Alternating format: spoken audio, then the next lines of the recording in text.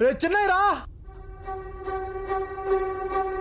చిన్నయ్య చిన్నయ్య చిన్నయ్య చిన్నయ్య చిన్నయ్య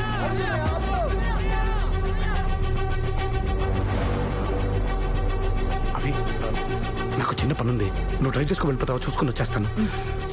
ఇలా sudden programmes పెట్టకు Raghava. I don't like all this. ఈ ఒక్కసారి కవి ప్లీజ్. సరే వెళ్ళు. ఒక నిమిషం.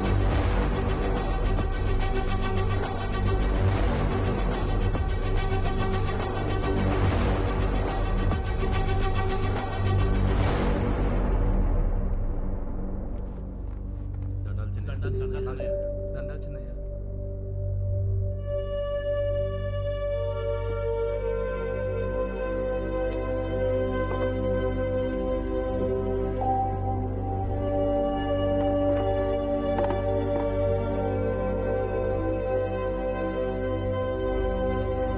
Sir order please. వాళ్ళకు అర్థం కాదు, నాకు ఓపిక లేదు. నువ్వే దూరం తీసుకురా బ్రదర్. Okay sir. నువ్వు భయపడి ఆడుకో ఉరికినావని ఊర్లో అనుకుంటాడారాపా. అట్నే అనుకోని కొండను చూసి కుక్క మురిగితే కొండకు సేటా? తగ్గితే తప్పేమిరా? బసిరెడ్డి కొడుకు బాలిరెడ్డి, నువ్వు గాన కనపడితే సంపుతాను ఎచ్చులు పోతాడు సినాయ. రెడ్డి, పైకి మనం ఏం చెప్తామో అది మనం కాదు. కళ్ళు కనపడలేదు రా నాయి. Sorry sir.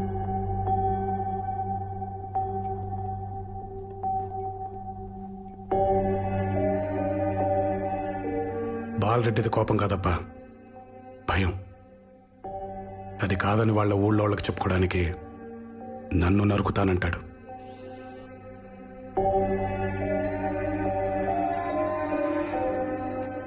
ప్రేమకైనా పగకైనా మొహం కావాలి రామరెడ్డి.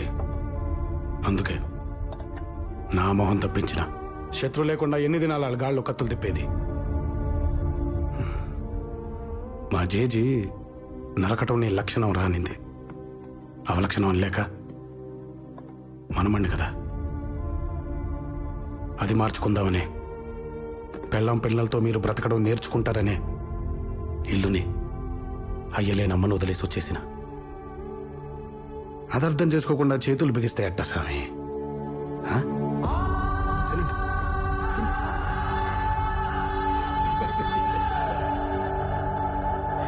నోరు జారినాం చిన్నయ్య, దండించు.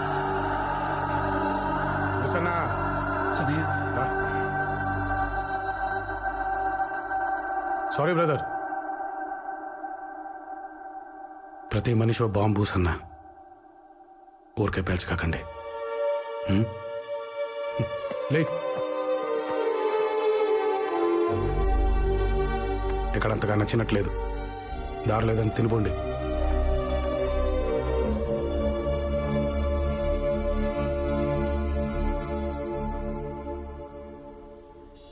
అమ్మెట్ట ఉంది, ముసలిది బాగానే ఉంటుందిలే, మొండి పేణం. ఓ ఉసనా అయ్యా, రోడ్డు జాగిలంగా ఉందని 100-200 కొట్టకాకు. 50-60 బో. అట్నా చిన్నయ్య. అలాంటి బలమైన పక్కనుంటే బతుకు మీద నమ్మకం వస్తుంది సార్. ఎంత బలమైనోడైనా ఏదో టైంలో చిన్న పొరపాటు చేస్తాడు సుదర్శన్ గారు. రాఘవరెడ్డి కూడా అలాంటి పొరపాటే చేశాడు. మా నాకు స్కూల్ మ్యాగజైన్ కోసం ఒక మంచి కథ కావాలి. కథలు నా దగ్గర ఎక్కడుంటాయిరా? ప్లీజ్. మీ నాన్న రోజు కోర్టులో జడ్జికి బోల్డ్ అని కథలు చెప్తారు. క్లయింట్ దగ్గర ఎంత కమిషన్ నొక్కేశావయ్యా అని అడగగానే అయ్యో నాకేమిస్తారండి అని మన బాలు చెప్తాడు, చూసావు? అవి కథలంటే. ఆదివారం నాడు కాలేజ్ ఏంటి అని మీ నాన్నగారు అడగగానే ప్రైవేట్ క్లాస్ కదా డాడీ అని మొదలెట్టి అందుకే కంపల్సరీ వెళ్ళాలి అని పూర్తి చేస్తుంది. ఆ మధ్యలో ఉండేది అద్భుతమైన కథ. అది మాలాంటి వాళ్ళు కాదు, వెళ్ళి మీ రెండు ఒక అడుగు ఎరగదీస్తే.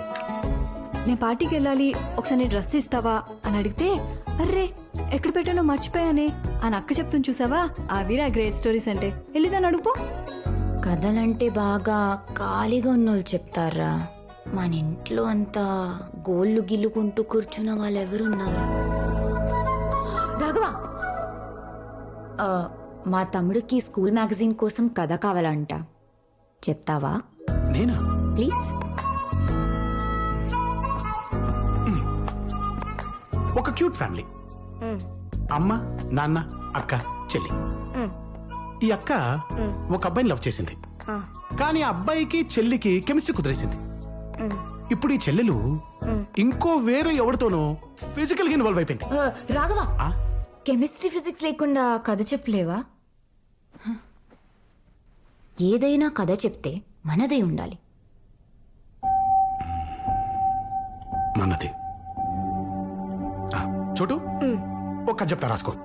ఓకే. ఈ కథ పేరు మొండి కత్తి.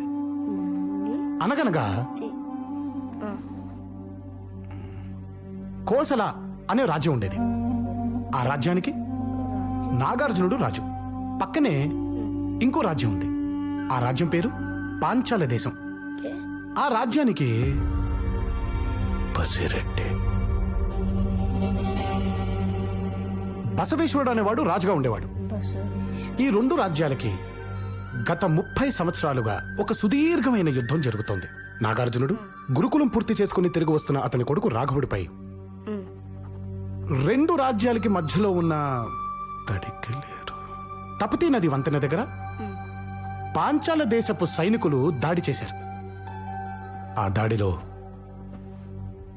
రాఘవుడి తండ్రి నాగార్జునుడు మరణించాడు. కానీ రాఘవుడు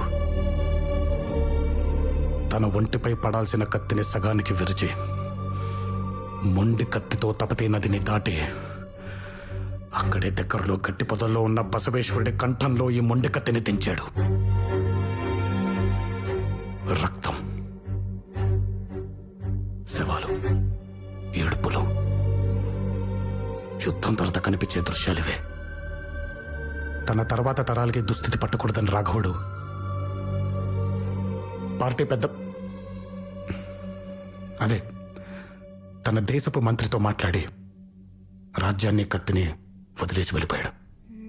నో, యుద్ధం ఆపాలంటే అవతలి దేశపు మంత్రితో మాట్లాడాలి కదా. మనల్ని ఇష్టపడే వాళ్ళని ఒప్పించక్కర్లేదు, మనతో గొడవ పడే వాళ్ళని ఇష్టపడక్కర్లేదు. సో ఈ స్టోరీలో హీరో తన వాళ్ళని లవ్ చేయాలి, అవతలి వాళ్ళని కన్విన్స్ చేయాలి.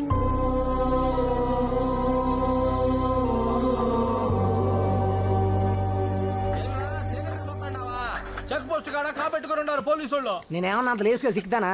అలా కండుగా పెట్టబాలో నాకు మంచిగా తెలుసులే అప్ప.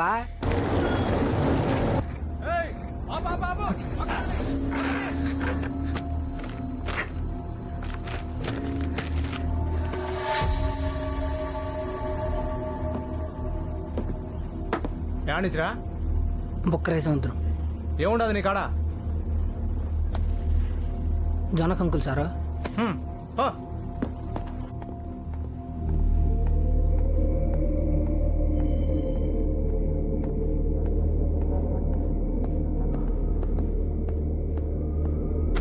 గురుగారికి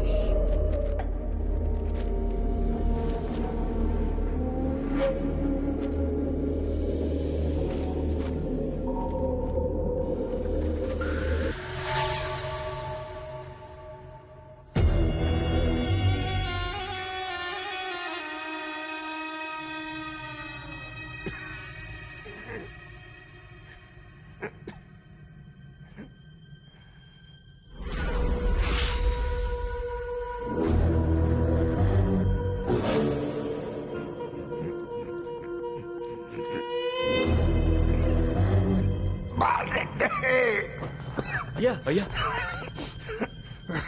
బాలరెడ్డి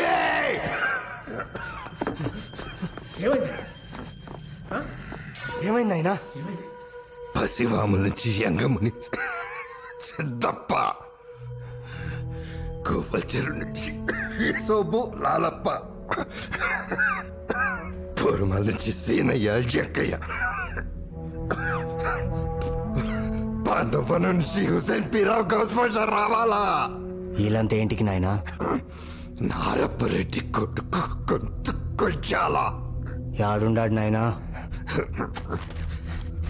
ఈడు కావాలా? ఈడికి మనకు తెలుసు. వానికి చెప్పిన నారప్పరెడ్డి కొడుకు ఆడ తెలుసు. పసోడికి ఇంతమంది ఏంటికి నాయనా? వీడిని పట్టుకోగానే వాడు బయటపడతాడు బాలరెడ్డి. ఏం మనం సాలమా? ఆ రోజు 50 మంది ఉన్నాం. సాలామా? వాడు కత్తి చీరని ఒళ్ళు లేదు, నెచ్చినోడిని మనిషి లేడు. ఆ బుద్ధివాడిని చూస్తా అంటే సాగు సొక్క లేకుండా తిరగన్నట్టు బాలరెడ్డి. అందుకే తరికిలేరు కాడ వాళ్ళ ఉమారం చూడనాళ్ళు కావాలా. వాడిని గుర్తుపట్టడానికి ఓపడం, మొట్టబెట్టడానికి వాళ్ళు కావాలా.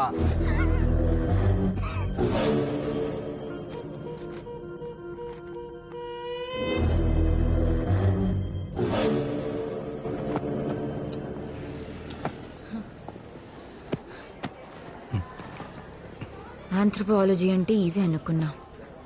కాదు, ఇది బయాలజీకి బాబు, సైకాలజీకి మొగుడు. మొగుడిని నేను చేస్తాడులే, ఆడు తొంటలతో ఇచ్చేస్తావుగా. ఈవినింగ్ గుర్తు చేయి, నవ్వుతాను.